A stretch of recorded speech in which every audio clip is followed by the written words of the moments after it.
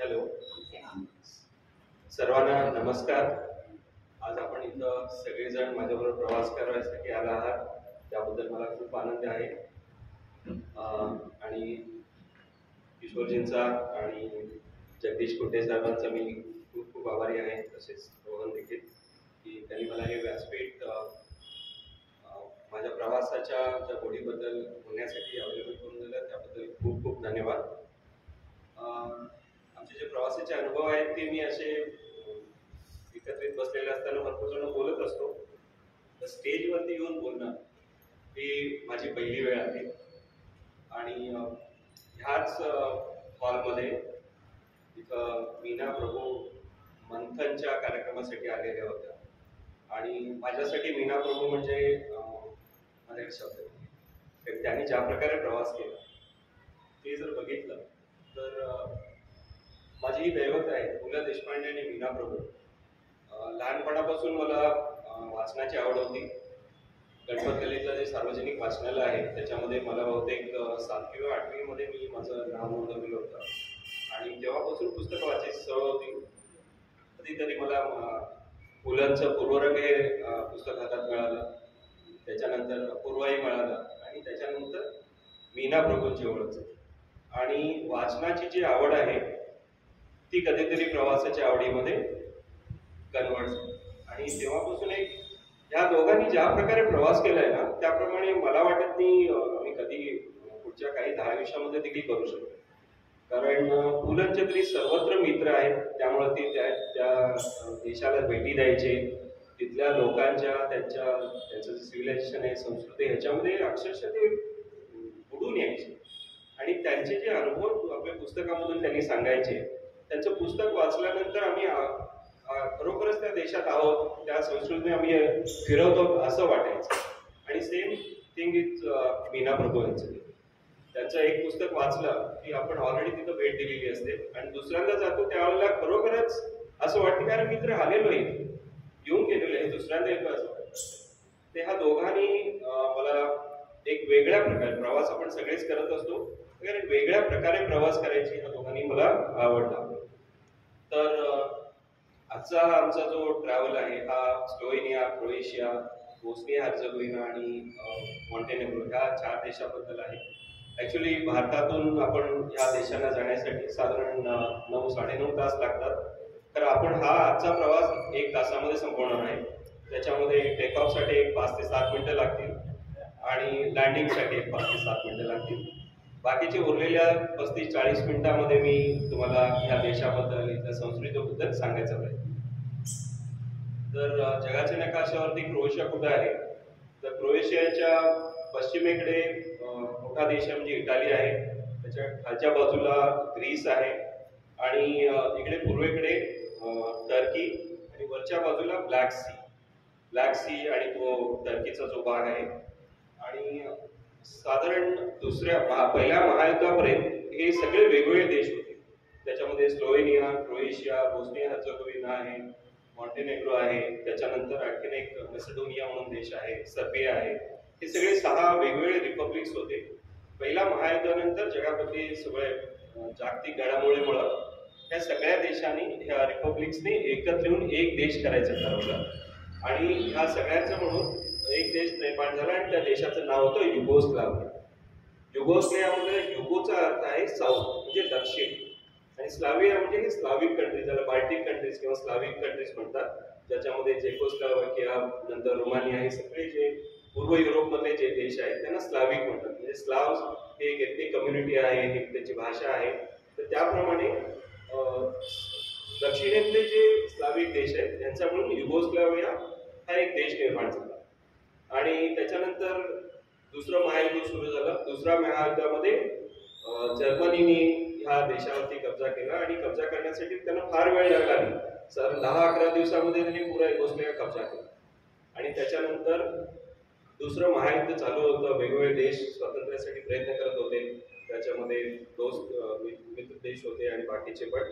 तर ह्या पुऱ्या युगोस्लावियामध्ये ऍक्च्युली हे सगळे देश आहेत ना, हे एकत्र जरी असलेले असेल तरी त्यांच्यामध्ये एथनिसिटीमध्ये, त्यांच्या भाषेमध्ये, त्यांच्या खाण्यापिण्याच्या ह्याच्यामध्ये भरपूर फरक आहे. हे सगळे देश एकच नाही, त्यांचे जाती धर्म पण वेगळे आहेत. म्हणजे स्लोवेनिया हा कॅथॉलिक ख्रिश्चन देश आहे, त्याच्यामध्ये मॅक्सिमम पॉप्युलेशन जे कॅथॉलिक ख्रिश्चन आहे. आणि तेच तुम्ही सर्बियामध्ये आला तर त्याच्यामध्ये ऑर्थोडॉक्स ख्रिश्चन्स आहे. बोस्निया हर्जेगोविना हा मुस्लिम आणि प्लस त्याच्याबरोबर कॅथॉलिक ख्रिश्चन आणि ऑर्थोडॉक्स असं इतकं मिक्स कल्चर आहे ना की ते एकत्र राहणं शक्यच नव्हतं. आणि दुसऱ्या महायुद्धामध्ये साधारण ह्यांच्यामध्ये ते वाद सुरू झाले तर ते मोठ्या प्रमाणात दिसून आले नाही, कारण सगळ्यांचं एम एकच होतं की हिटलर पासून आपल्याला स्वातंत्र्य मिळवायचं. तर दुसऱ्या महायुद्धानंतर मग साधारण 1946-48ला हे सगळं 46ला संपल्यानंतर जोसेफ ब्रॉज म्हणून त्यांचा एक लीडर होता, जो स्वतःला युगोस्लावियन ऍक्च्युअल युगोस्लावियन समजत होता, कारण त्याची आई होती ती स्लोवेनियाची होती, वडील बोस्नियाचे होते, नंतर त्याची पत्नी सर्बियन होती, क्रोएशियन वडील होते आणि पत्नी होती ती सर्बियाची होती. त्यामुळे तो आपल्याला युगोस्लाविया आणि पुरा युगोस्लाविया हा जो 6 देशांचा रिपब्लिक आहे हा कुठल्याही प्रकारे एकत्र ठेवायचे अशी त्याची इच्छा होती आणि त्यांनी त्याप्रमाणे काम पण केलं. तर नंतर 30 वर्ष त्यांनी युगोस्लावियावरती राज्य केलं. आणि आपल्याला माहिती आहे की जसं जसं आपला राज्यकर्त्यांचा काळ वाढत जातो तसं त्याच्यामध्ये एक प्रकारची डिक्टेटरशिप यायला चालू होते आणि तीच ह्या जोसेफ ब्रॉज मध्ये पण आली. आणि जोसेफ ब्रॉज हा ऍक्च्युअल दुसऱ्या नावाने ओळखतो, त्याला टिटो म्हणतात, मार्शल टिटो हे जे नाव ऐकलं असेल तर तो ह्या देशाचा संपूर्ण 6 रिपब्लिकनचा प्रेसिडेंट होता. आणि ह्या सगळ्यामध्ये सर्बिया हा सगळ्यात मोठा भूभाग होता आणि बाकीचे देश, सर्बिया हा गरीब आहे तर त्याच्याकडे मोठा भूभाग आहे आणि पॉप्युलेशन पण जास्त असल्यामुळं जो काही महसूल जमा व्हायचा त्याचा मॅक्सिमम हा खर्च व्हायचा सर्बियावरती आणि बाकीच्या देशांवरचे त्याच्यामध्ये नाराजी होती. जसं स्लोवेनियामध्ये भरपूर इंडस्ट्रीज होत्या, लोक पण कामसू होते आणि श्रीमंती पण होती, तर त्यांच्याकडे जमा झालेला पैसा कमी यायचा. त्यामुळं एक दुजाभावाची त्यांच्यामध्ये समजूत निर्माण झाली की आमच्यावरती हे राज्य करतायत, आम्हाला काहीच देत नाही. त्यामुळं ती भांडणं चालू झाली. 1980 पर्यंत सगळं ठीकठाक होतं कारण मार्शल टिटो हे सगळं सांभाळत. पण 1980ला ज्या वेळेला मार्शल टिटो वारला त्याच्यानंतर मात्र यांच्यामध्ये भांडणं सगळे उफाळून आली आणि मग त्याच्यामध्ये 1990ला तरी अक्षरशः युद्धच चालू झालं. युगोस्लावियाची जी आर्मी होती सगळ्यांची होती, तर ती सर्बियाच्या बाजूनेच लढायला चालू केली आणि त्यांनी क्रोएशियावर हल्ला केला, स्लोवेनियावरती केला. स्लोवेनिया हा थोडं सर्बियापासून दूर असल्यामुळं पहिल्या 5 दिवसामध्ये त्यांनी स्वातंत्र्य घोषित केलं आणि ते स्वातंत्र्य पण झाले आणि सर्बियाने पण ते सिरियसली घेतलं. 1991ला सर्बिया स्वतंत्र झाला. त्याच्यानंतर क्रोएशिया आणि ह्याच्यामध्ये जवळजवळ 5-6 वर्ष युद्ध चाललेलं होतं. बोस्निया आणि हर्जेगोविना आणि सर्बियामध्ये पण चाललेलं होतं. 1995-96ला क्रोएशिया पण स्वतंत्र झाला आणि त्याच्यानंतर मग बोस्निया हर्जेगोविनामध्ये मुस्लिम आहेत, कॅथॉलिक्स आहेत आणि आपले ऑर्थोडॉक्स पण आहेत. तिथं तर आता गेल्या 10-12 वर्षापर्यंत ती मारामारी चाललेली होती, पण आता सर्व शांत आहे आणि एका देशाचा मिळून आता ते 6 देश झालेले आहेत. तर त्याच्यामधला आम्ही जो 4 देशांचा प्रवास केलो त्याच्यामध्ये स्लोवेनिया आहे. पहिला आम्ही स्लोवेनियाला गेलो. ऍक्च्युली स्लोवेनियाला डायरेक्ट फ्लाईट नाही आहे भारतामधून, आपल्याला फ्रँकफर्ट किंवा दुसऱ्या कुठल्या तरी मोठ्या एअरपोर्टवर जाऊन तिथून स्लोवेनिया किंवा क्रोएशियाला जावं लागते. तर आम्ही फ्रँकफर्टहून स्लोवेनियाला पहिला गेलो. स्लोवेनियामध्ये जो 10 नकाशा आहे त्याच्यामध्ये हा जो मेसिडोनिया आहे ना हा प्रदेश अलेक्झांडर द ग्रेट याचा जन्म मेसिडोनियामध्ये झाला होता. त्याला ग्रीक जरी समजलं जातं तरी तो स्वतःला मेसिडोनियनच म्हणून ओळखावा असं त्याला वाटायचं. आणि आता कोसोवो हा जो देश आहे ना हा अजून त्यांनी स्वातंत्र्य घोषित केलेला आहे, पण बाकीच्या देशांनी त्याला मान्यता दिलेली नाही. अजूनही तो सर्बियाचाच भाग आहे आणि तिथं त्याची भांडणं चालू आहे. तर हा असा प्रदेश, हा सगळे रिपब्लिक्स होते ते सेपरेट झाले आणि आज वेगवेगळे देश झालेले आहेत. तर सुरुवातीला आम्ही गेलो स्लोवेनियाला. स्लोवेनियाची राजधानी जी आहे ती ल्युब्ल्यानका म्हणून आहे. तर ह्या स्लाविक कंट्रीमध्ये जे लिहिलं जात आहे तर त्याचं प्रोनाऊन्सिएशन य केलं जातं. त्यामुळं ल्युब्ल्यानाचं जे स्पेलिंग आहे ते LJUBJANA असं आहे, ल्युब्ल्याना. त्यामुळे आम्हाला ते आपल्याला जर माहीत नसेल की ज म्हणजे य तर आम्ही ते प्रोनाऊन्सच करू शकतो. तर ही आपल्याला फार आहे तिथं. आणि स्लोवेनियाची दुसरी ओळख म्हणजे आता जे अमेरिकेचे अध्यक्ष आहेत ट्रम्प, त्यांची पत्नी ही स्लोवेनियन, मिलोनिया ट्रम्प ही स्लोवेनियन, ही दुसरी ओळख आहे. तर स्लोवेनिया हा बाकीच्या देशांपेक्षा तिथली सांस्कृतिक स्थिती चांगली आहे.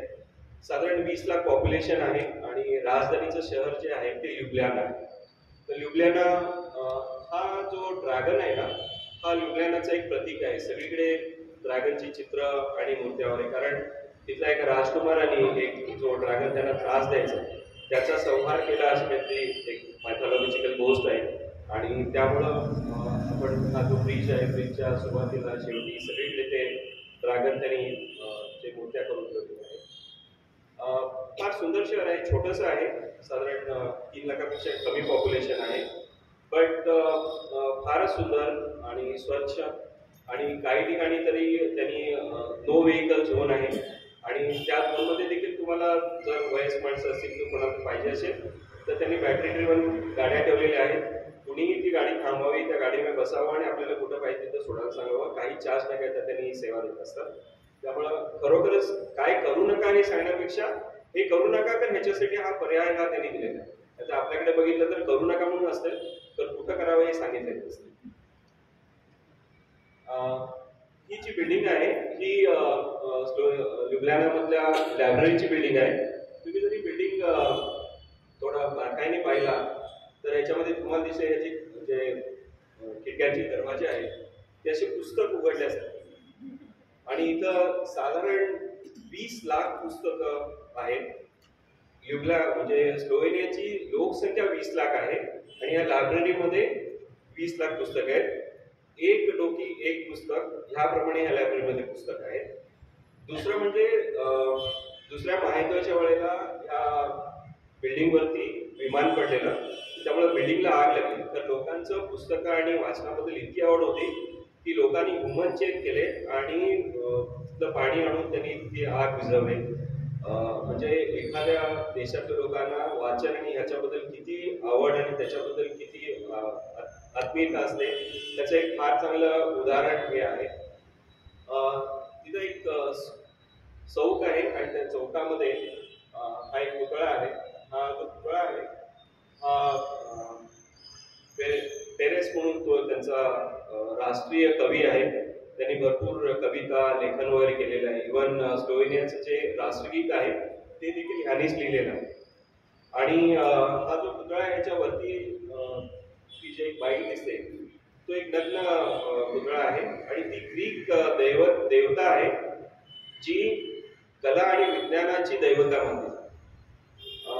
तर त्या लेखकाचे ते इन्स्पायरेशन आहे असा विचार करून त्या आर्टिस्टनी तिला वरती तिच्या डोक्यावरती बसवलेलं होतं. तर इनटॉलरन्स हा प्रकार जगभर सगळीकडे असल्यामुळं ह्या चौकामध्येच एक चर्च आहे आणि चर्चला त्याला ऑब्जेक्शन घेतलं की एक नग्नबाई चर्चच्या समोर नको. आणि मग तिथं एक ते झाड लावलं गेलं चर्चच्या समोर आणि त्या पुतळ्यामध्ये अंतरपाठ असावा. दुसरी एक कहाणी आहे की या लेखकाचं एका मुलीवरती प्रेम होतं. तर ते एकतर्फी प्रेम होतं. याचं भरपूर जणांवरती प्रेम होतं तर सगळ्यात जास्त मुलीवरती असं. आणि त्या मुलीने काही हिच्याबरोबर लग्न केले नाही, ती दुसऱ्यावरती केली. आणि हा जो पुतळा आहे हा पुतळ्याची नजर तो गाईड सांगत होता की तो उजव्या बाजूला आहे. तर त्याचा डोळा जर बघितला तर इकडे डावीकडे आहे जिथं ती मुलगी राहत होती. आणि ह्याच्या पलीकडच्याच बिल्डिंग मध्ये तिचं घर होतं.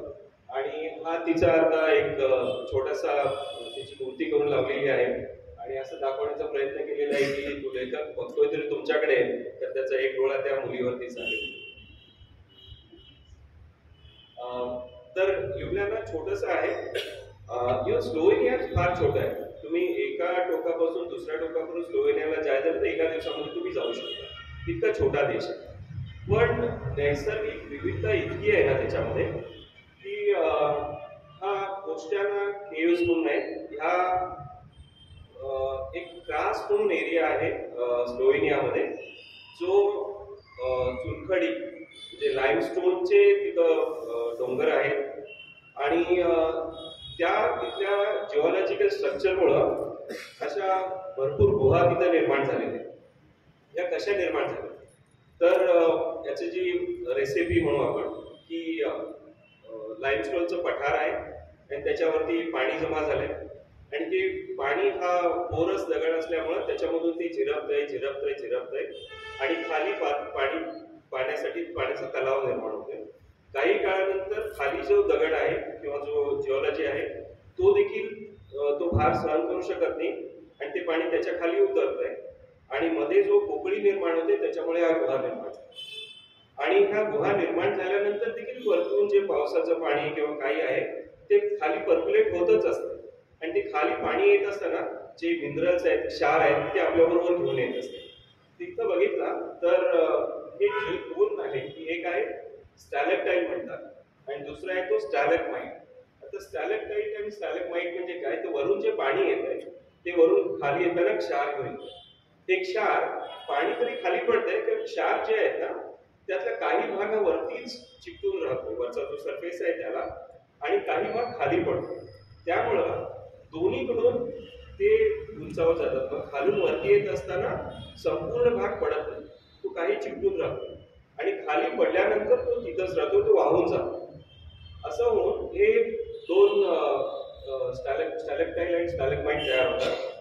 आता आपण जर हे दोन प्रेमीजन आहेत असं समजलं की ह्याचा म्हणजे मेल कोण फिमेल कोण तुम्हीच ठरवा. तर हे दोन जण आहेत आणि ह्या दोघांना एकत्र यायचं आहे आणि हे दोघांना एकत्र यायसाठी किती वर्ष लागतात, तर हे वरून पडलेला क्षार आणि खालून ह्याच्यामध्ये जी खालून लांबी वाढते आणि वरून देखील जो ओघळ येतोय ते दोन्ही मिळायला म्हणजे 100 वर्षामध्ये 1/3 इंच इतकी लांबी वाढते. म्हणजे 300 वर्षामध्ये 1 इंच इतकी दोन्हीकडून लांबी आणि उंची वाढलेली असते. म्हणजे समजा की किती वर्ष लागतील दोघांना भेटायला. आणि ह्या ज्या गुहा आहेत ना ह्या निर्माण व्हायसाठी साधारण 20 लाख वर्ष लागतात. 20 लाख वर्षामध्ये एक दोन गुहा निर्माण होते. अशा आतापर्यंत त्यांनी 18,000 केव्हचा शोध लावलेला. अजून देखील नवीन नवीन गुहांचा शोध लागतोय. अशा आणखीन जवळजवळ 10,000 ते 15,000 गुहा असतील असं त्यांचं सांगायचं. म्हणजे आपण देखील जाऊन एखाद्या गुहेचा शोध लावू शकतोय आणि त्याला आमचं नाव द्या म्हणून सांगू शकतो. ही गुहा जी आहे कोस्टानिया केव्ह जी आहे त्याची लांबी साधारण 20 किलोमीटर आहे. परंतु आम्ही प्रवासी ज्यावेळेला जातो त्यावेळेला पुढे 20 किलोमीटर घेऊन जात नाही, साधारण 5 किलोमीटर आम्ही जाऊ शकतोय आणि त्या 5 किलोमीटर मध्ये साधारण 3.5 किलोमीटरचा प्रवास हा टॉय ट्रेनने करवता आणि त्याच्यानंतर 1.5 किलोमीटर आपल्याला पायी चालवत होतं. आणि हे वरून पडदीसारखे तयार झालेले आहेत. वरून जे पाणी पडतंय क्षार येतात त्यावर ते ओळ असा गेल्यानंतर त्याचे पडदे निर्माण झालेले वेगवेगळे शेप्स मध्ये आहेत. हा खालून वरती, नंतर वेगवेगळे रंग आहेत. त्याच्या ते पाणी येत असताना त्याच्यामध्ये जे मिनरल्स आहेत, जर आयर्न कंटेंट असेल तर लाल रंगाचे स्टॅलेक्टाईट आणि स्टॅलेक्टाईट तयार होतात आणि फक्त जर लाईमस्टोन असेल तर ते पांढरे असतात. काही ठिकाणी कॉपर आहे. त्यामुळे वेगवेगळ्या रंग विविधता त्याच्यामध्ये फार छान त्यांनी सोय केलेली आहे. आपण फिरताना कुठेही घुसमटल्यासारखं वाटत नाही. आपल्याला चालत जाण्यासाठी योग्य असे त्यांनी रस्ते वगैरे केलेले आहेत. तिथल्या स्ट्रक्चरला अजिबात धक्का न लावता त्यांनी ही सगळी व्यवस्था केली. तिथं ह्या गुहामध्ये हे काही असे प्राणी आहेत की जगाच्या पाठीवर कुठेही नाही आहेत, फक्त त्याच ठिकाणी मिळतात. तर हा ह्युमन फिश म्हणतात त्याला. ह्युमन फिश कारण त्याची जी स्किन आहे ती माणसासारखी आहे म्हणून तो दिसतो ऍक्च्युली छोटा ड्रॅगन सारखा. त्याला असे 2 पाय पाठीने पुढे 4 पाय आहेत आणि थोडेसे काना ठिकाणी. तर हा जगामध्ये कुठेही मिळत नाही, फक्त इथंच मिळतो. आणि हे वाचत असताना मला समजलं की आपल्या अंबोलीमध्ये देखील हिरण्यकेशीचा जो उगम आहे ना तिथं एक मासा मिळतोय छोटासा, तो जगामध्ये फक्त तिथंच मिळतो. आणि हे मला हे वाचत असताना समजलं. म्हणजे बाहेर गेल्यानंतर आपल्याकडे काय आहे ते समजते. तर ह्याची जी हा जो प्राणी आहे हा पुऱ्या त्या अंधारामध्येच राहत असतोय, त्यामुळे त्याची स्किन जी आहे ती फेंट आहे. त्याचं आयुष्य साधारण 100 वर्ष. तो काय खातोय स्टडी करायला पाहिजे, बट 10 वर्षातून एकदा जरी त्याला जेवण मिळालं तरी बस. म्हणजे पुऱ्या आयुष्यामध्ये 10 वेळा त्याला जेवण दिलं तो 100 वर्ष. आणि असे बाकीचे पण काही प्राणी आहेत. एक त्यांनी तिथं तो पेटीमध्ये घालून ठेवले. त्यानंतर हा प्रेयामा कॅसल म्हणून आहे. हा कॅसल जवळजवळ 500 वर्ष जुना आहे. कडेकपाऱ्यामध्ये बांधलेला आणि शत्रूच्या हमल्यामधून पासून संरक्षणासाठी म्हणून त्याची बांधणी केलेली आहे. त्याच्यानंतर आम्ही गेलो जुलियन अल्पाय आर्च एरिया म्हणून आहे, किंवा एक सोचा व्हॅली, सोचा म्हणून एक नदी आहे तिथं, आणि पुरा असा डोंगराळ प्रदेश आहे, अत्यंत सुंदर. म्हणजे हा भाग साधारणतः ऑस्ट्रियाचे जे आल्प्स रिजन आहे त्याच्याशी मिळता जुळता आहे आणि फारच सुंदर आहे, फारच सुंदर. म्हणजे फोटोमधून आपण समजू शकणार नाही. तर कित्येक असे पाण्याचे ओघळ आहेत तिथं, नद्या आहेत.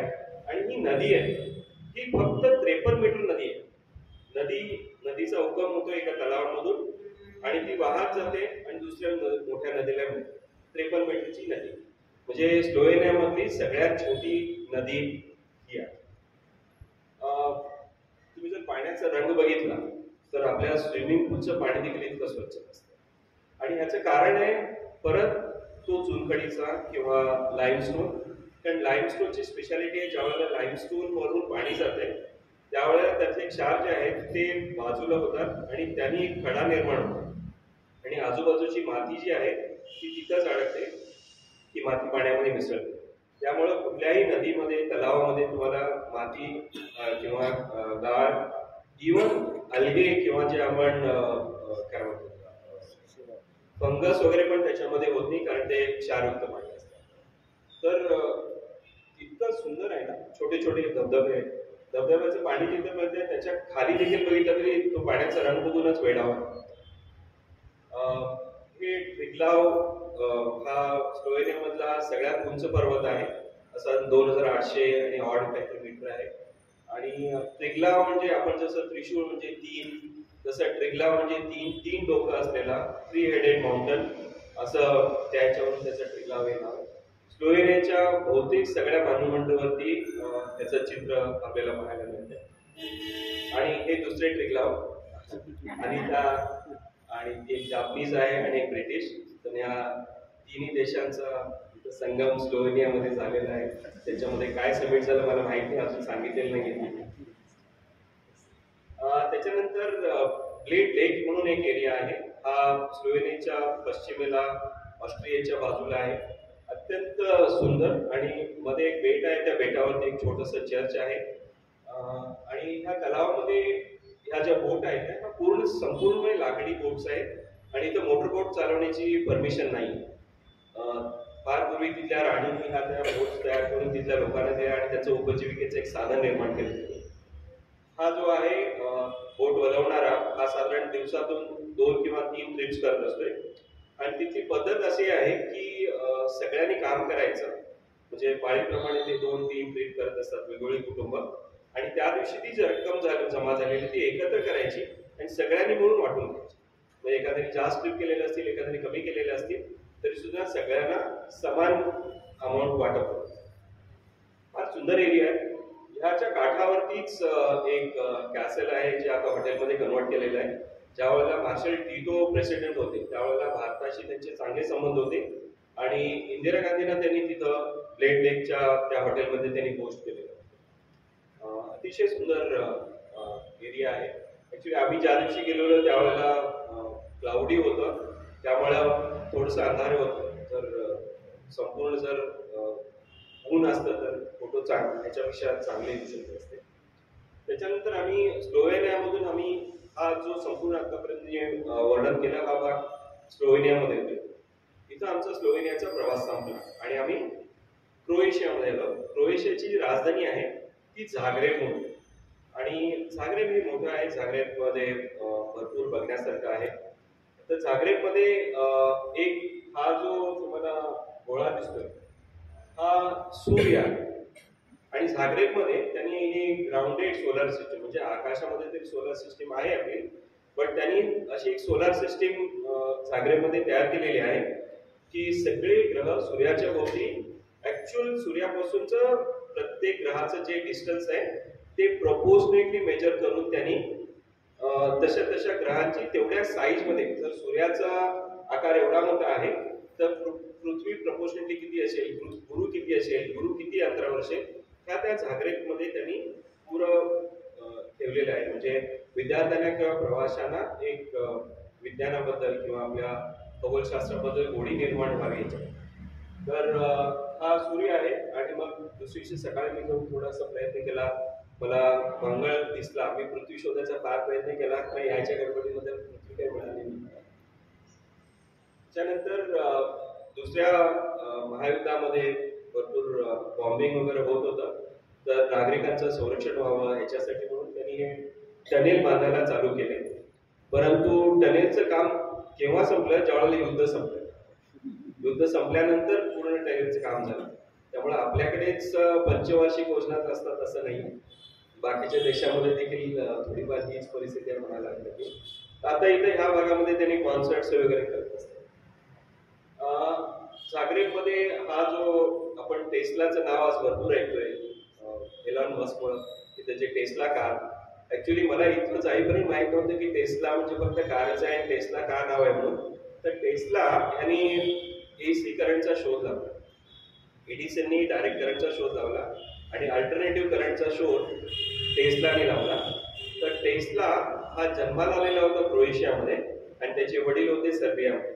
पण दोन्ही देश त्याच्यावरती क्लेम करतात की तो आपल्या देशाचा आहे आणि दोन्ही देशांच्या नोटेवरती त्याचं चिन्ह. तर ह्या टेस्लानी क्रोएशियामध्ये झाग्रेबमध्ये जो त्यांचा टाउन हॉल होता तिथे एक भाषण दिलेलं होतं आणि त्यांनी सजेशन दिलेलं होतं की आपण पुरं झाग्रेब आहे ते इलेक्ट्रिफिकेशन करूया AC करंटचा वापर करून. आणि त्याबद्दल मी एक माहिती दिलेली आहे त्या टाउन हॉलच्या बाहेर.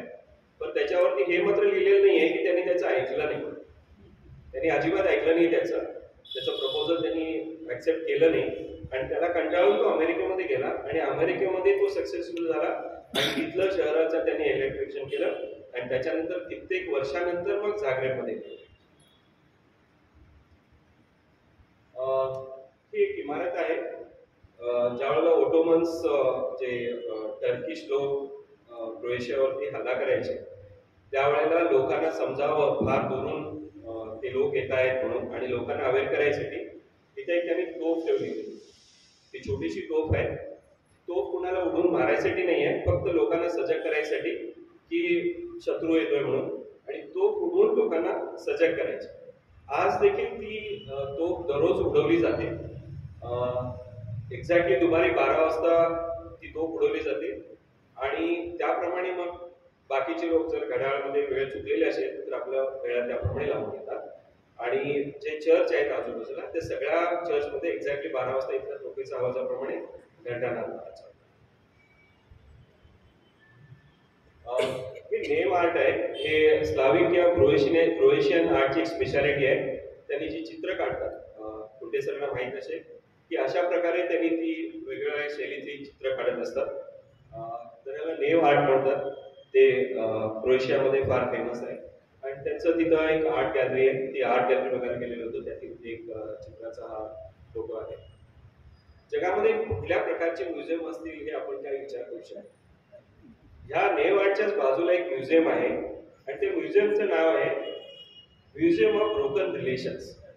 ब्रोकन रिलेशन्स म्हणजे नवरा बायकोमध्ये भांडण झालं, त्यांनी डायव्होर्स घेतले, मग भांडणामध्ये त्यांनी मला दगड मारून मारला किंवा आणि कोणी काय केलं तर तो जो आठवण म्हणून आहे तो तुम्ही आपण पाठवून देऊ शकतो त्या म्युझियम मध्ये. एक स्टोरी क्रिएट करून आणि तो ठेवतो. आता ही स्टोरी काय की लग्नाच्या 2 आठवडे अगोदर त्यांच्यामध्ये ते एकत्र राहतो. युरोपियन कल्चर आहे, ते एकत्र राहत होते लग्ना अगोदर पण. आणि 2 आठवडे अगोदर त्या मुलीनी त्याला नवऱ्याला म्हणजे त्या मुलाला पैसे दिले की त्याचा जो मेंटेनन्स आहे तो जाऊन भरून ये म्हणून. आणि त्या बिचाऱ्याने माझ्यासारखा पुस्तकाचा प्रेमी होता तो त्यांनी ते खर्च केला पुस्तकावरती आणि घरी आल्यानंतर भांडण चालू झालं आणि भांडणानंतर तो चिडला आणि त्याने जो हातात तो झाडू होता तो झाडू पण त्या बायकोला त्या मुलीने मारला.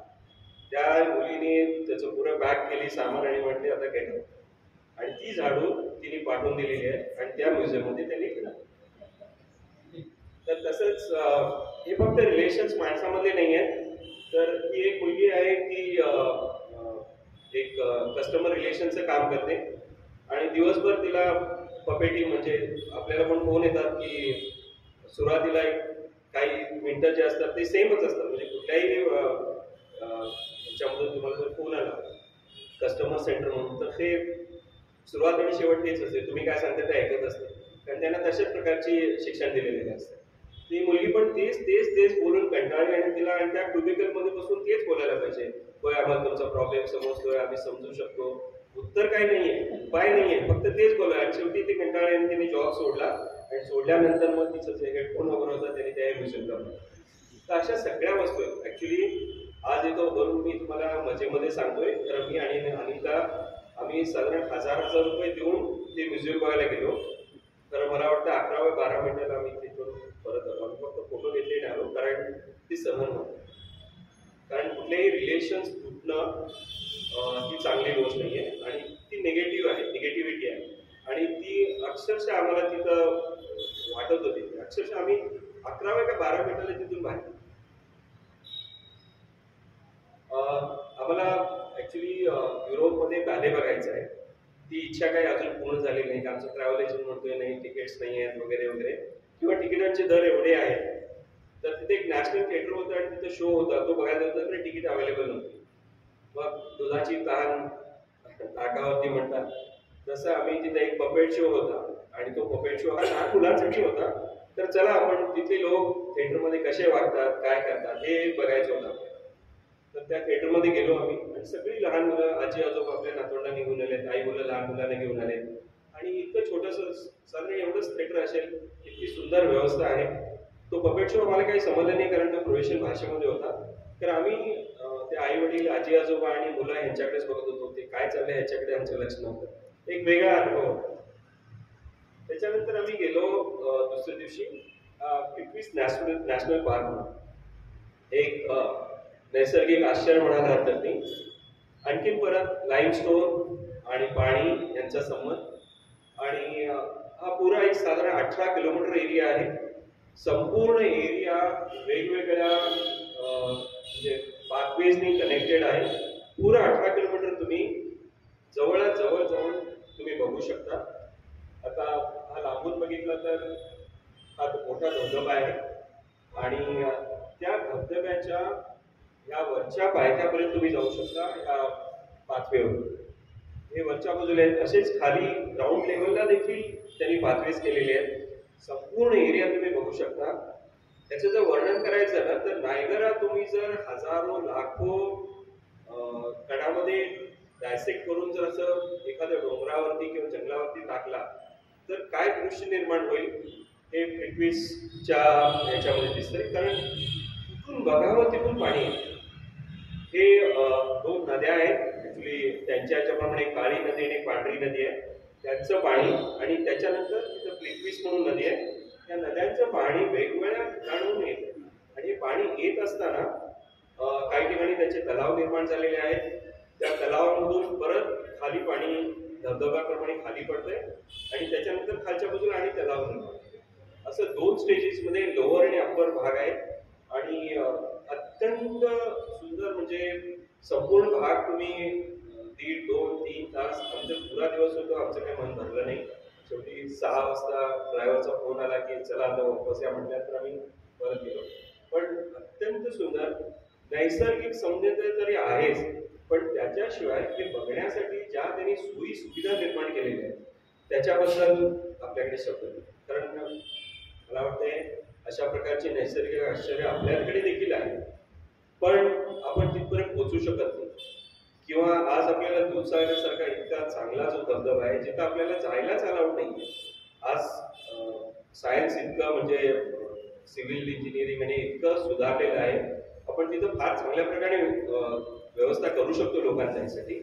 पण नाही, इथं बघितल्यानंतर आपल्याकडची परिस्थिती बघून दुःख होत आहे. पण असं हे पाणी जे आहे ना, हा धबधबा आहे, हा तलाव निर्माण झाला, आणखी परत ते कुठून तरी खाली येत आहे. तर हा संपूर्ण एरिया अशा प्रकारे कनेक्टेड आहे. म्हणजे शंकराच्या जटा आणि त्याच्यामधून जी गंगा वाहते असं हे दृश्य आहे. हे वरून घेतलेलं हे आहे. त्याच्यानंतर त्याच्या पुढे एक छोटस गाव आहे रोस्ताके म्हणून. तिथं पाणी वाहत आहे. त्या पाण्याच्या आजूबाजूलाच त्यांनी घरं आणि हॉटेल्स वगैरे बांधलेले आहेत. आणि तिथं तुम्हाला राहायची व्यवस्था, आता भरपूर जणांनी त्या घरांचं हॉटेलमध्ये कन्व्हर्शन केलेलं आहे. तिथे जाऊन तुम्ही राहू शकता आणि पुऱ्या निसर्गाचा उपभोग करू शकता.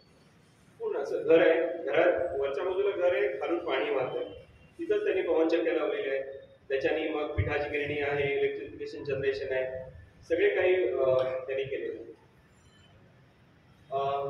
इथं आमचा झाग्रेबचा प्रवास संपला आणि आम्ही क्रोएशियामधला आणखीन एक दुसरा भाग आहे जो डुब्राव्निक म्हणून आहे. तिथं आलो. हा समुद्र किनाऱ्यावरती आहे. त्याचं कॉम्पिटिशन आहे ते व्हेनिस आहे. व्हेनिस इथून जवळ आहे, म्हणजे बोटीने आपण व्हेनिसला जाऊ शकतो. तर एक समृद्ध असं गाव होतं. 15-16व्या शतकामध्ये इतका मोठा व्यापार होता, त्याचे कॉम्पिटिशन व्हेनिस बरोबर होतं. ह्या सगळ्या देशावरती ना साधारण 800 ते 1000 वर्ष वेगवेगळ्या राज्यकर्त्यांनी राज्य केलं. म्हणजे इटालियन्सने राज्य केलंय, जर्मनीने केलं, ऑस्ट्रियन, हंगेरियन, ओटोमान हे सगळ्यांनी राज्य केलं. पण डुब्राव्निक त्यांची एक काय म्हणू शकतो आपण त्याला की सगळ्याबरोबर त्यांनी चांगले संबंध ठेवून आपला जो इंडिपेंडन्स आहे ना तो काय होतो. काही वेळेला लाच देऊन, काही वेळेला फाईट करून, खरं आपल्यावर कोणाला राज्य करायला दिलं नाही. त्यामुळं डुब्राव्निकची डिप्लोमसी ही जगभर अभ्यासली जाते की कशा प्रकारे हे संबंध त्यांनी चांगले केले. तर हा एरियल व्ह्यू आहे. हा खालून हा एंट्रन्स आहे त्याचा, त्याला पिली गेट म्हणतात. ऍक्च्युली पिली म्हणजे दरवाजाच. आता पिली गेट म्हणजे दरवाजा असं म्हणतात. तर आतमध्ये ही जी बिल्डिंग आहे ही मेयरचं घर आहे.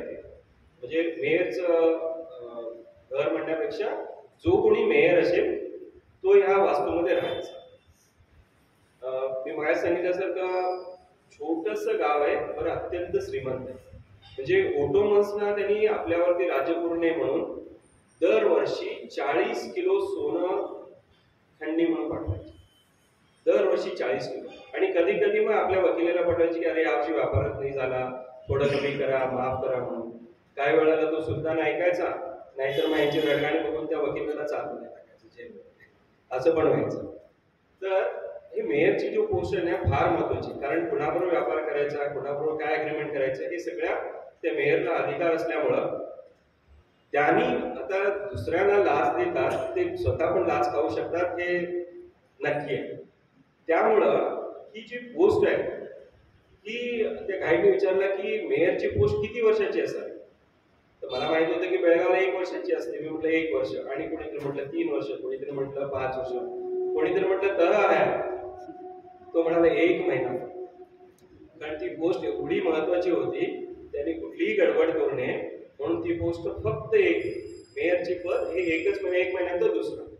आणि त्या 1 महिन्यामध्ये तिथले जे लोक आहेत, व्यापारी आहेत, रात्री 12 वाजता जाऊन पण त्याचा दरवाजा ठोठावून आपली कामं सांगू शकतात.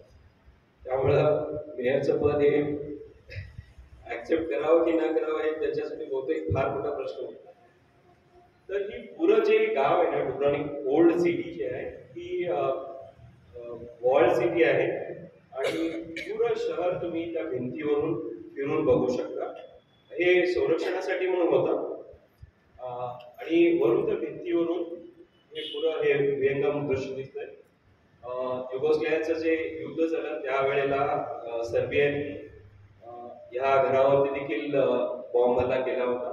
बहुतेक घरं त्यावेळेला पडली आणि त्यांनी परत ती बांधली आणि आज त्याच परिस्थितीमध्ये त्यांनी मुक्ती दिली. हा एक सर्बियन म्युझिशियन आहे, त्याचं स्वतःचं बँड आहे. त्याचं नाव आहे मिरोलिव प्रियोविक म्हणून. दाली दाली हा जो स्पॅनिश आर्टिस्ट आहे, त्याची चित्रांचं तिथं प्रदर्शन होतं आतमध्ये ओल्ड सिटीमध्ये, आणि ते आम्ही बघायला गेलेलं असताना हा माणूस देखील फार क्युरियस ते बघत होता. आणि आम्ही त्याने विचारलं की तुम्ही पण आर्टिस्ट आहात? तो म्हणाला होय, मी आर्टिस्ट आहे, पण मी चित्रकार नाही आहे, मी म्युझिशियन आहे, माझं बँड आहे. आणि मग आम्ही बोलायला चालू केलं, कुठून आला काय? मग तो म्हणाला मी सर्बियावरून. आणि मग सर्बिया तुम्हाला माहिती आहे नाही, येणार आहे का? नाही, तुम्ही या. आणि मग ती ओळख झाली मित्र, आणि म्हणाले मला भारतामध्ये यायचं. आणि भारताबद्दल त्याला इतकी माहिती आहे की त्याला काही हेल्थ इश्यूज आहेत. आणि मग तो म्हणा, आणि त्यांनी त्याला सांगितलं की साधारण 3 मुख्य कारणं असतात. बरं म्हणा, मला माहिती आहे, वात, पित्त आणि कफ हे 3. अरे म्हटलं हो, मी फार स्टडी करतो आणि मला यायचं आहे, मला पंचकर्मासाठी यायचं आहे आणि मी नक्की येणार आहे. तर आम्ही ज्या वेळेला कमी लोक 1, 2, 3 जण असं फिरत असतो ना, त्यावेळेला अशा विविध लोकांची भेटण्याची, ज्यावेळेला ग्रुपमध्ये असतो त्यावेळेला आपल्याशी कोण बोलायचा प्रयत्न करत नाही, थोडी एक वेगळं असतंय. पण ज्यावेळेला आपण एकटे दुःख असतो त्यावेळेला हा फायदा असतो की आपण कोणाशी पण बोलू शकतो, विविधता करू शकतो. हा जो मिरोलिव आहे हा आम्हाला आदल्या दिवशी भेटलेला, आणि दुसऱ्या दिवशी आमची त्या डुब्रोव्निक वॉल ची टूर होती, आणि ही आमची गाईड होती, आणि ती आपल्याला सगळं सांगत होती. साधारण 2-2.5 तासाची टूर झाल्यानंतर तिने एका ठिकाणी असं बसवलं आम्हाला भिंतीवरती तिथं, आणि मग ती युगोस्लाव्हियाचा इतिहास सांगायला चालू केला. आणि तिचा तो सांगायचा जोश, आणि हे बघितलं आपल्या देशाबद्दल प्रेम, आणि त्याचबरोबर सर्बियाबद्दल असलेला द्वेष. कारण सर्बियाने क्रोएशियावरती जे हल्ले केले, डुब्राव्निकवरती वगैरे, तो जो द्वेष होता तो तिच्या बोलण्यातून, तिच्या चेहऱ्यामध्ये, तिच्या डोळ्यामध्ये दिसत होता. आम्ही एक काल सर्बियन माणसाला भेटलोय आणि तो आम्हाला इतका चांगलाच वाटतोय, आणि दुसऱ्या दिवशी ही मुलगी म्हणते की क्रोएशियन लोक, सर्बियन लोक असे आहेत तसे आहेत. तर प्रत्येकाचा दृष्टिकोन स्वतःच्या अनुभवावरून होत असतोय. एखादा माणूस मला जर चांगला वाटत असेल तर दुसऱ्याला तो चांगला वाटेलच असं नाहीये, किंवा व्हायचं. त्याच्यानंतर आम्ही गेलो, एक छोटासा देश आहे बोस्निया हर्जेगोविना म्हणून, डुब्रोव्निकच्या बाजूलाच आहे. तर ह्या देशाची जी स्पेशालिटी आहे, या देशामध्ये 3 मुख्य पंथाचे लोक राहतात. मेजर आहेत ते साधारण 50% मुस्लिम, जे ओटोमन काळामध्ये तिथं राहिले, आणि त्याच्यानंतर कॅथोलिक ख्रिश्चन्स आहे, आणि ऑर्थोडॉक्स ख्रिश्चन. मी हा ऑर्थोडॉक्स आणि कॅथोलिक मधला फरक नंतर तुम्हाला सांगेन. तर ह्या तिघांमध्ये फायटिंग आहे. 2 ख्रिश्चन पंथी वेगवेगळे पंथ आहेत, धर्म एकच आहे, पण त्यांच्यामध्ये देखील बाऱ्याबाऱ्या आहेत. मुस्लिम आणि ह्यांच्यामध्ये तर आहेतच. तर हा सिव्हिल वॉरमध्ये फार त्याचा त्रास झाला वगैरे वगैरे, पण आज तिथं शांतता आहे. तुम्ही जर इथं बघितला तर हा जो आहे हा तिथे एक चर्च आहे, मॉडर्न चर्च. त्या चर्च घंटाघर आहे, जे बेल टॉवर आहे, आणि हा जो मिनरेट आहे हा जवळजवळ 300-400 वर्ष मशीद आहे त्याचा मिळते. आणि दोघंही आज गोड्यागोविंदाने राहत आहेत, तिघही म्हणाला. बोस्नियाच्या त्या मोस्टा म्हणून एक गाव आहे, त्या गावामधला हे फोटोज आहेत. तिथं ते तांब्याच्या पत्र्यावरती ठोकून असे वेगवेगळे आर्ट्स वगैरे त्यांनी तयार करत असतात. फार चांगले कलाकार आहेत, तिथं पेंटिंग्स आहेत, हे सगळं आहे. आणि सगळ्यात प्रसिद्ध आहे तो हा तिथला ओल्ड ब्रिज. त्याला स्टारी मोस्ट म्हणतात. स्टारीचा अर्थ आहे ओल्ड आणि मोस्ट म्हणजे ब्रिज. तर हा त्याचं नाव आहे ओल्ड ब्रिज. तर आज खरोखर जुना नाही आहे. युगोस्लाव्हियाचं ते 1990 पासून 95-96 पर्यंत जे युद्ध चाललेलं, त्या युद्धामध्ये क्रोएशियननीच बॉम्बिंग करून हा ब्रिज पाडवलेला होता. तर युद्ध संपल्यानंतर क्रोएशियानीच परत तेच मटेरियल वापरून त्यांनी तो ब्रिज पूर्वत बांधला. आणि याची स्पेशालिटी म्हणजे इथं ती बोस्नियन मुलं, तरुण मुलं इथं उभारलेली असतात, आणि लोक जमा झाल्यानंतर मग लोकांकडून पैसे घेऊन त्या पाण्यामधून उंचावरून कोणते उड्या आणि हे बघायसाठी भरपूर लोक तासन तास उभारले असते, कारण ते येतात, शर्ट काढतात, उभारलेले असतात. आम्हाला वाटतं आत्ता उडी मारेल, आत्ता उडी मारेल. आम्ही अर्धा तास वाट बघितली, काय उडी मारेल दिसेना. पुन्हा आम्ही सांगू शकलो आम्हाला काय दिसलं नाही. तर नंतर ज्यावेळेला मी वरती तो मिनरेट आहे त्याच्यावरती जाऊन बघितलं, त्यावेळेला त्यांनी उडी मारलेली काम बंद दिसते. फार सुंदर आहे. इथं तिथे पाणी बघा की इतकं साफ आणि नितळ आहे. इथं ज्या या रूप्स टाईल्स आहेत ह्या दगडी आहेत. ह्या जवळजवळ 400-500 वर्ष जुनी घरं आहेत आणि संपूर्ण हा जो बाजार आहे ना, तर तुम्हाला मेडिवल एजमध्ये घेऊन जाते की त्यावेळची जी परिस्थिती, छोटी छोटी दुकानं आहे वगैरे, फार सुंदर आहे. अरेबियन फील येतो तुम्हाला. त्याच्यानंतर आणखीन एक देश आहे मॉन्टेनेग्रो म्हणून. मॉन्टेनेग्रोचा अर्थ आहे, मॉन्टे म्हणजे माउंटन आणि नेग्रो म्हणजे आपल्याला माहिती आहे की काळ, नेग्रोज म्हणतो. तर मॉन्टेनेग्रो ऍक्च्युली या देशातले जे पहाड आहेत ते संपूर्ण डार्क ग्रीन कलरच्या झाडांनी वेढलेले आहेत. त्यामुळे बोटीतून आलेले जे खलाशी होते परदेशातले, त्यांना तो काळा खूप डोंगर दिसायचा, म्हणून त्या देशाचं नाव, त्यांनी प्रदेशाचं नाव काला पहाड किंवा मॉन्टेनेग्रो.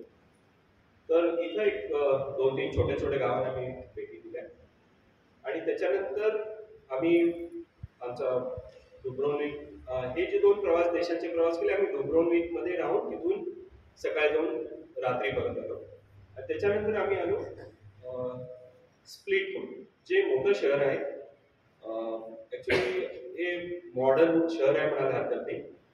इथे एक फार जुना एक पॅलेस आहे. त्याला मी डायक्लेशियन म्हणून एक राजा होता त्यांनी बांधलेला, आणि त्या पॅलेसमध्ये हा एक मोठा असा ब्रॉन्झचा पुतळा आहे. ऍक्च्युली तो एक बिशप ग्रेगरी म्हणून आहे. तर त्याची स्पेशालिटी म्हणजे जे बायबल होतं ते रोमन भाषेमध्ये होतं आणि हे जे ऑर्थोडॉक्स आहेत, आता जो फरक मी बघायला सांगत होतो की ऑर्थोडॉक्स आणि कॅथोलिक मधला फरक आहे. तर कॅथोलिक्स आहेत हे व्हॅटिकन सिटी आणि पोपला मानतात आणि ऑर्थोडॉक्स मानतात जीजसला मानतात, तर पोपला मानतात. त्याच्यानंतर त्याचे भाषेचा प्रश्न आहे की सगळं जे बायबल आहे ते रोमन भाषेमध्ये आहे आणि ह्या लोकांना आपल्या भाषेवरती प्रेम. ते म्हणजे आम्हाला क्रोएशियन स्लोवेनियन भाषेमध्ये. आणि हा जो बिशप होता ह्यांनी पहिल्यांदा ते आपल्या लोकल लँग्वेजमध्ये आणलं, त्यामुळं कॅथॉलिक्सने त्याच्यावरती बहिष्कार टाकला आणि मधल्या काळामध्ये हा पुतळ्याचे 3 तुकड्यामध्ये कट करून टाकण्यात आला आणि नंतर आता परत तो जोडून त्याचा एक मोठा पुतळा करून ठेवला. त्यानंतर ऑर्थोडॉक्स आणि ह्याच्यामध्ये तो लिव्हन ब्रेड आणि अनलिव्हन ब्रेड म्हणून काय, म्हणजे अनलिव्हन ब्रेड म्हणजे ज्याच्यामध्ये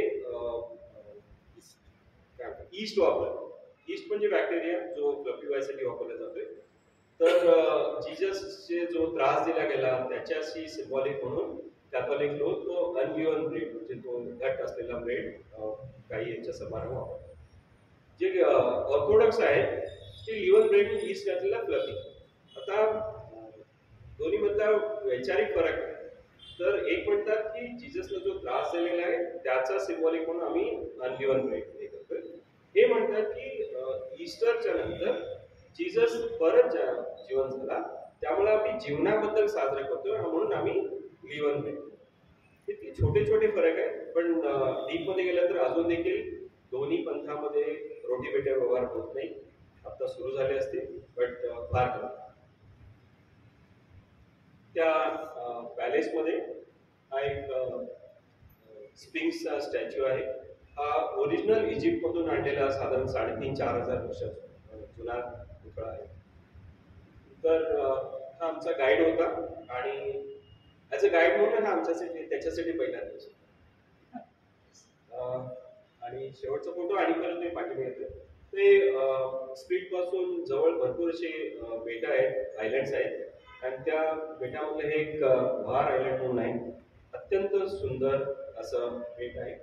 त्या बेटावरती साधारण 2.5 ते 3 तासाने आम्ही ओपन रोडमधून प्रवास केला. आपल्याकडे स्पीड बोट्स असतात त्याच्यावरती बसून घेऊन गेले आम्हाला 2-3 बेटं फिरवून. पुरा दिवस म्हणजे सकाळी 8 वाजल्यापासून संध्याकाळी 6 वाजेपर्यंत आम्ही त्या समुद्रामध्ये फिरलो. आणि मोठ्या बोट किंवा क्रूजमध्ये नाही, छोट्या स्पीड. तर ही सगळी माहिती झाली. तर आता मला थोडक्यात सांगायचं की तिथली आजची आर्थिक परिस्थिती कशी आहे, तिथे लोक कसे राहतात. तर स्लोवेनिया सांगितले हा कॅथोलिक आहे आणि तिथे लोक बऱ्यापैकी सांस्कृतिक स्थिती चांगली आहे. क्रोएशियामध्ये त्या मनाने कमी आर्थिक परिस्थिती चांगली नाही. अजून देखील तिथल्या काही लोकांना वाटतं की युगोस्लेव्हिया ज्यावेळेला होता त्यावेळेला कम्युनिस्ट सोशलिस्ट होते आणि त्यामुळं भरपूर लोकांना ते राशनिंग वगैरे मिळायचं, त्यामुळे कमी दरामध्ये त्यांना जीवनावश्यक वस्तू वगैरे मिळायच्या.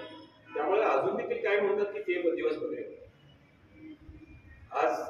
आजच्यापेक्षा ते दिवस बरे होते. म्हणजे आम्ही साधारणतः तिथल्या लोकांशी बोलायचा प्रयत्न केला की कसे आहे काय. तर भरपूर जणांचं म्हणणं असंच होतं की आम्ही फक्त एक जॉबवरती आम्हाला चालत नाही, कमीत कमी 2 नोकऱ्या करतो. आमच्याबरोबर स्लोवेनियामध्ये एक ड्रायव्हर आली होती, ती लेडीज होती. तर तिच्याशी बोलताना ती म्हणाले की मी नोकरी करते, माझ्या नवऱ्याची टूर एजन्सी आहे आणि अशा मी कार हे वगैरे हॉटेल बुकिंग करत असतो आणि माझी काही रजा शिल्लक असल्यामुळं आज मी नवऱ्याला मदत करायसाठी म्हणून तुम्हाला फिरवायसाठी. आणि हे दोन्ही करतात. ॲक्च्युली त्याच्या अगोदर त्या दोघांनी मिळून एक फर्निचर फॅक्टरी चालू केलेले होते, बट आपल्या पॅन्डेमिकमध्ये सेटबॅक झाल्यामुळं परत तिने नोकरी करायला चालू केली आणि नवऱ्याने फर्निचरचा बिझनेस कंटिन्यू केला. पण तो पण चांगला चालल्यानंतर तो त्यांनी बंद केले आणि परत त्या टूरच्या बिझनेसमध्ये आले. त्याच्यानंतर आणखी एक बाई होती, ती पण सिंगल पॅरेंट, 2 मुली आहेत तिला, ड्रायव्हिंग करते आणि त्याचबरोबर ज्या वेळेला ही कामं नसतात त्यावेळेला मॅथमॅटिक्सचे ट्युशन्स घेते मुलांचे. जाग्रेबमधून आम्हाला घेऊन येण्यासाठी जो ड्रायव्हर होता त्याची पण अशी की नवरा बायको दोघं काम केल्याशिवाय होत नाही. हा जो आहे मुलगा, हा म्हणतो की मी सकाळी शाळेमध्ये काम करतो आणि संध्याकाळी आता मी गाडीचं काम. कारण संपूर्ण युरोपमधली आर्थिक परिस्थिती आज जर बघायला गेलं तर चांगली नाही, कारण महागाई हा प्रकार त्यांना माहीत नव्हता. साधारण युरोपमध्ये 1-1.5-2% महागाई म्हणजे फार झाली, पण आज साधारण 6-8% महागाई आहे. ते त्यांनी कधी स्वप्नात देखील माहिती. म्हणजे गेल्या वर्षी 100 रुपये मिळणारी गोष्ट आज 110-112 रुपये मिळते. दूध, ब्रेड, अंडी हे सगळ्याचेच रेट वाढत आहेत. त्यामुळं इलेक्ट्रिसिटी, कारण या देशामध्ये गरमीमध्ये कूलिंगसाठी इलेक्ट्रिसिटी पाहिजे आणि थंडीमध्ये ते घरं गरम करण्यासाठी इलेक्ट्रिसिटी, तर त्याच्यावरती फार मोठा खर्च आहे. साधारण ॲव्हरेज इन्कम त्यांचं 1300-1400 युरो आहे. पण त्यामधला एक मोठा भाग जो आहे तो पेन्शनसाठी जातोय, कारण प्रत्येकाने ते कंपल्सरी पेन्शनसाठी, त्यांच्या रिटायरमेंटनंतर त्यांना पेन्शन मिळते, त्याच्यासाठी 250-300 युरोज येतात. त्याच्यानंतर टॅक्स गेल्यानंतर म्हणतात की आमच्या हातात साधारण 700-800 युरो असतात. पण त्यातला एक मोठा हिस्सा जर माझं स्वतःचं घर नसेल, जसं 300 ते 400 युरो फक्त घर भाडं देण्याचं.